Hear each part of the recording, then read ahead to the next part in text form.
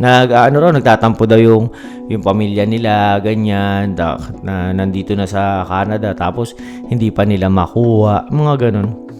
Hindi po ganun kadali, sa totoo lang. Yun. Alright. Gawa tayong video. Meron akong gustong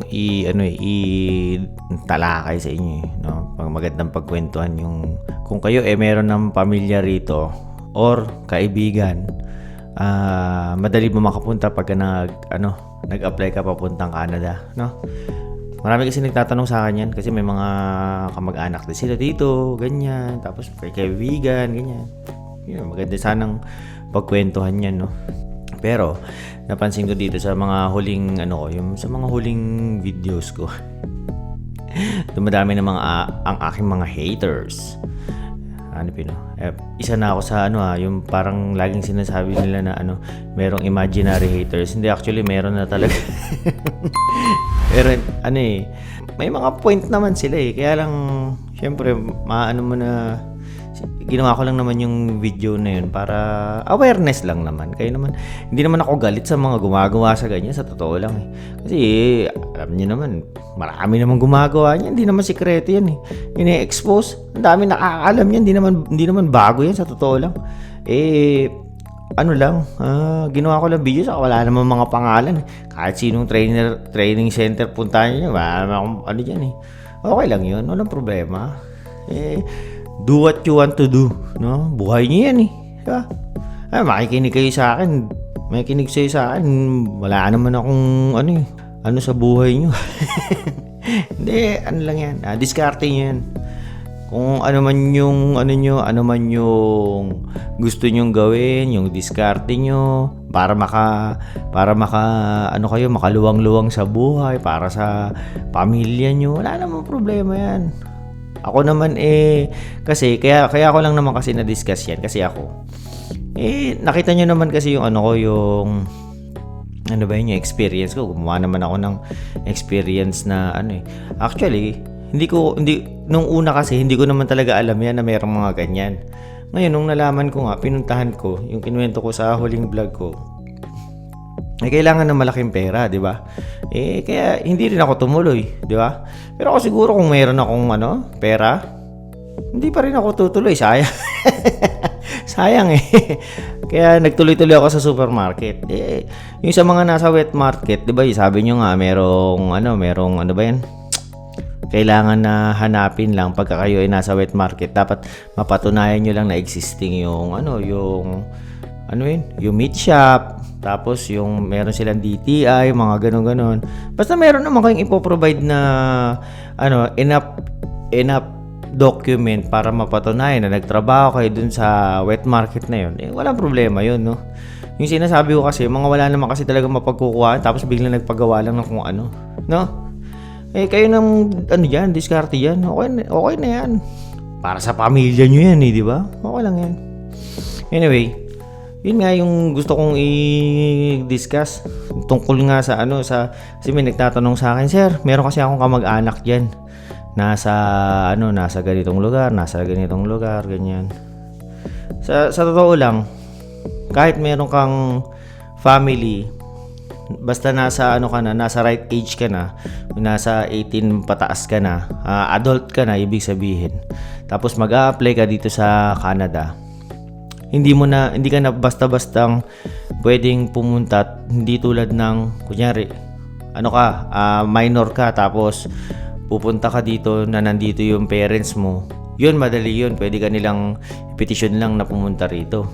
Pero kung kunyari ikaw anak ka tapos may parents ka rito sa Canada, dadaan ka na rin sa mas mabigat na proseso, hindi tulad nung pag minor ka, ganun. Tapos yung sinasabi naman nila na meron po akong kamag-anak diyan. Sa totoo lang, hindi naman malaking may tulong ng onte yung kunyari meron kang kamag-anak dito. May point system yan, may puntos ka kapag meron kang kamag-anak, kaibigan dito. Pero hindi ka nila makukuha lang ng basta-basta. Kung kunyari i-sponsor ka nila, kailangan nilang patunayan na kaya ka nilang suportahan pagpunta mo rito. yung mag-anak mo or kaibigan mo. Merong mga numbers yan, medyo mabigat. Sa totoo lang, pagka yung kunyari, kukunin mo yung kapatid mo, ganyan. Basta kailangan mataas yung income mo para makuha mo si kapatid or si kamag-anak, kaibigan, mga ganun. Hindi siya yung basta-basta lang na, sige, pumunta ka rito, ganun. Hindi ganun kadali eh. Kasi kung madali yan, marami nang gumawa sana, di ba? Yung yung mga, yung mga sa yung mga parents, saka yung mga, lola, lolo. Yan eh. May tawag sila yung super visa. Pero kailangan mo pa rin ng i-declare yung iyong income. Kunyari, ikaw yung nandito sa Canada, kailangan mo pa rin i-declare yung income mo. Tapos, titignan ni Canada kung kaya mong i-support yung kukunin mo sa Pilipinas. Hindi talaga siya basta-basta. Kaya, yung sa mga kasi mayroong mga nagko-comment sa akin na, sabi, nagtatampo daw yung pamilya nila, ganyan, na nandito na sa Canada, tapos hindi pa nila makuha, mga ganun.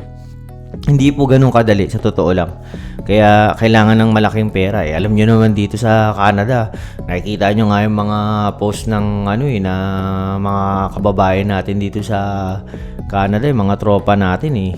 Nagdodoble-doble pa ng trabaho, nag-overtime para makakuha ng malaking sahod. Hindi nila ako gaya, hindi na mo. Diba? Walang overtime.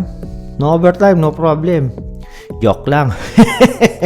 Siyempre, pagkatagal-tagal, mararamdaman mo rin yan. Pero yun nga, yung sinasabi ko, hindi siya basta-basta.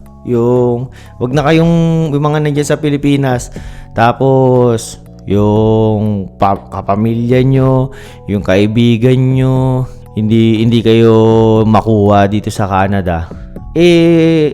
Talagang hindi nila hawak yun na hindi ka nila makuha. Talagang mahirap kumuha ng kamag-anak dito. Ang maganda niyan, gumawa kayo ng sarili nyong way kung paano makapunta rito. Yung sa sinasabi ko, through skilled worker, mga ganyan, tapos mga didiskartehan nyo. Saka sa totoo lang, mga tropa, mas maganda yung kunyari, sa sariling sikap nyo kayo makaalis, makapunta rito sa gusto nyong puntahan, no? Parang napakalaking accomplishment sa buhay yan pag kayong nakita ng mga kaibigan mo, ng mga kamag-anak mo na tumayo ka sa sarili mong paa, dumiskarte ka ng sarili mo. Kasi pag kayong kunyari, aasa ka lang sa mga kaibigan, sa mga kamag-anak, parang, di ba? Medyo tagilid yung ganun eh. Kasi mas maganda, hindi lang naman yun dun tungkol sa financial eh. Yung pagsandal mo sa family mo, parang magiging mo na yan eh. Ganyan na yung tatahakin ng buhay mo, no? Pagka kunyari nagipit ka, meron kang lalapitan, kaibigan, kamag-anak. Paano kung nawala na sila? 'Di ba? Hindi naman yun nawala na namatay. Basta kunyari na kayo, hindi na kayo magkokontakan, mga ganyan. Paano ka na? Nganga ka? Yung sa sarili mo, 'di ba? Mas maganda yung sa sarili mo, maka-establish ka rin, makapunta ka ng saan mo gustong puntahan, maka-establish ka ng buhay mo ng ikaw lang mag-isa. Napakagandang accomplishment sa buhay yun, sa totoo lang. Yung wala kang inaasahan, di ba? Ito naman opinion ko lang ha. Mamaya may magalit na naman sa akin. Alam mo naman mga demographic natin naghahati eh. Sabi nga nila parang hinahati ko raw yung mga yung demographic ko ganun po talaga. Ito po kasi yung aking pananaw. Sariling opinion ko lang po ito, no? Wala po itong pinapatamaan kung sino man or kung saan ba mang lupalop ng Pilipinas. Wala po akong pinapatamaan, no? Sarili ko lang pong opinion ito. Yun lang naman. Saka nga pala, yung tungkol sa, kunyari, ikaw nag-a-apply na ng permanent residency, nandito ka na sa Canada, tapos meron kang kamag-anak, nasa ibang province, i-declare mo ba sila? I-declare mo ba sila na may kamag-anak ka dito sa Canada pero nasa ibang province, tapos nag-a-apply ka ng permanent residency, ang number one rule dito, wag mo silang i-declare not unless kapareho mo sila ng apelyido. Kunyari, direct na, kamag-anak, kapatid, nanay, tatay, mga ganon. Pwede mo silang i-declare pagka yung ganon na kamag-anak. Pero pagka kunyari yung mga pinsan, hindi mo naman ka-apelyido, okay lang na hindi mo na muna sila i-declare kasi makakamenos yun pagka yung kunyari nasa ibang province sila. May negative impact yun sa iyong permanent residency. Kunyari, meron kang kaibigan nandito sa Canada, nandito ka sa Manitoba, tapos yung kaibigan mo nasa Toronto, nasa Edmonton, basta nasa ibang lugar. Huwag mo nang i-declare yun kasi ang iisipin ni Canada, lilipat ka lang. Pagka kunyari na PR ka, lilipat ka lang. Yun nga yung ayaw nila lalo na pagka yung pini-PR ka nila dito through PNP. Hindi ka talaga may bawas puntos pa yan para sa iyo, no. Mas maganda niyan magde-declare ka pagka within sa province mo. Yun. Ewan ko yung sa mga expert diyan, pwede kayo mag-comment. I-comment niyo na lang sa video na to kung mayroon ba akong nasabing mali. Pero sa akin kasi sa PR application ko, ganyan yung ginawa ko. Meron akong kaibigan na nandito sa may Winnipeg, dineclare ko siya. Tapos may mga tinanong sa kanya. May mga binigay ako na papel sa kanya na sinagutan niya na ilang taon na kayong magkakilala, tapos yung balak ko raw. Basta maraming tanong yun. Kailangan pa niyang i-declare na kakilala niya talaga ako, yung mga ganun. Kasi pagka nag-declare ka, ibig sabihin yan, i-confirm din ni Canada yan kung totoo yung sinasabi mo. Ngayon, lahat ng information na yun, hihingin mo pa sa kakilala mo.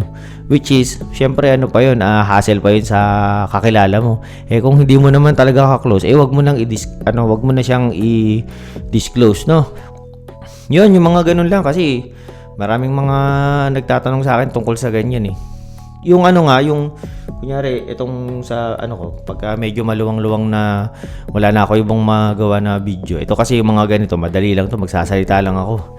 Hindi ko na masyadong hindi tulad nung kunyari yung sa PR, yung mga timeline, mga ganyan, kailangan ko pang reviewin Saka mas maganda kasi yung malinaw. Kaya hindi ko pa din i-discuss. Hilang muna para meron tayong ma-upload ngayong araw na to, no. Anong oras na naman, no? Mag-aalas 11 na naman. Yung madilim. Na naman ako, against the light na naman ako.